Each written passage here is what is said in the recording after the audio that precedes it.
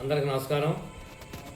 రేపు 29వ తారీఖు మధ్యాహ్నం 1 గంట కాడి నుంచి కోడూరు గంగానమ్మ గుడి దగ్గర నుంచి అవనగడ్డ నియోజకవర్గ తెలుగుదేశం పార్టీ ఇన్ఛార్జిగా నియమితులైన విక్కుత్తి వెంకట శ్రీనివాసరావు గారి ర్యాలీ సందర్భంగా కొడాల నుంచి అవనగడ్డ దాకా ర్యాలీ ఉంది. అవనగడ్డలో సెంటర్లో బహిరంగ సభ ఉంది.